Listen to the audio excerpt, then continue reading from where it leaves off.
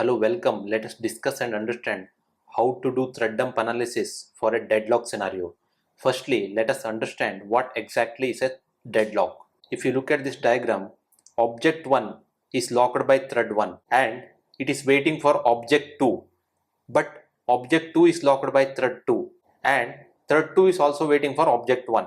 It means thread 1 is waiting for object 2, but this object 2 is locked by thread 2. Similarly, object 1 is waiting for thread 2, but this thread 2 is also locked by object 2. This is a deadlock situation where each thread is waiting for other thread to release the resource. Thread 1 is waiting for thread 2 to release the resource and thread 2 is also waiting for thread 1 to release the resource. Here, thread 1 is waiting for thread 2 to release the lock on the object. Similarly, thread 2 is also waiting for thread 1 to release the lock on the object. So this is leading to a deadlock scenario wherein program cannot continue the execution.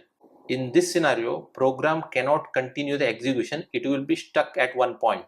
As we have seen in the picture earlier, deadlock occurs when two or more processes are unable to proceed because each process is waiting for others to release the resource. We have seen in the earlier diagram that thread 1 is waiting for thread 2 to release the resource and thread 2 is waiting for thread 1 to release the resource. Here each thread or a process is waiting for other process or a thread to release the resource. This creates a state of indefinite blocking where none of the process can continue the execution. When the deadlock occurs, process cannot continue the execution. What is the solution for this deadlock?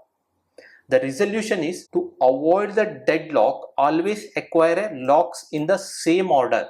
For example, you always lock the object 1 first and then lock the object 2. The code snippet will look something like this. First you are locking the object 1 and then you are locking the object 2, right? Then first you release the lock on the object 2 and then you release the lock on the object 1. You lock before locking object 2, you always lock the object 1 first. And you follow the particular order. If there is an object 3, right, then you first lock the object 1, then object 2, then you lock the object 3. You need to follow the same order whenever you are locking. Then you can prevent the deadlock from occurring. Now let us practically understand with a sample program how the deadlock occurs and how you can identify the deadlock in a thread dump. I will open the IntelliJ IDE. This is the sample program to illustrate the deadlock. Here there are two objects, object 1 and object 2. Here thread 1 is holding the object 1 and here thread 2 will be holding the object 2. Thread 1 is waiting for object 2 and here thread 2 is waiting for object 1. So let me run this program. So now the program is in deadlock situation. Thread 1 is holding object 1, thread 2 is holding object 2. Thread 1 is waiting for object 2, but this object 2 is held by thread 2. And similarly, thread 2 is waiting for object 1, this object 1 is held by thread 1. Let me open the terminal and let us find out the process ID for this particular program. To find the process ID, we will use the command ps-ef. This program name is here grep deadlock example. So you can identify 4344 is the process ID. You can also open the visual VM.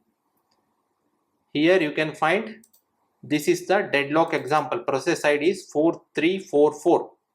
4344 is the process ID. Here it is already detected the deadlock. Deadlock detected. Take a thread dump to get the more information. Firstly, I will take a thread dump using the JStack, JSTACK. The process ID is 4344 and this symbol, and I have given the file name as thread_dump2.txt. Enter. Now this thread dump is saved in present working directory. I will check the present working directory with command pwd. It is saved in users/vishwa. So I will go to the directory and open this is the file where the thread dump is stored. You open this file. By analyzing this file, you can identify the deadlock. You can scroll it down. You can identify found Java level deadlock. Here you can see thread 0 waiting for lock, which is held by thread 1, and thread 1 is waiting for lock, but this is held by thread 0. It is also providing the stack trace information here. This is the line we need to investigate for thread 0. For thread 1 we need to investigate this line Java 33, line number 18 and line number 33. Found one deadlock. Here is the deadlock. We need to investigate around this line, and 33 means this line. Here you need to investigate, right? We need to provide this thread dump information to the development team. They need to investigate and fix this. The resolution, you need to acquire the lock in the same order. Means in every situation you need to lock the object 1 first and then object 2. Here in our program, in this case, here object 1 is locked first here, right? Whereas here object 2 is locked first. We need to change this order. You need to lock the object in the same order. Here also you first lock the object 1 and then you lock the object 2 in the same order. For example, here object 1 is locked first and then object 2. Similarly, here also we need to lock the object 1 first and then lock the object 2.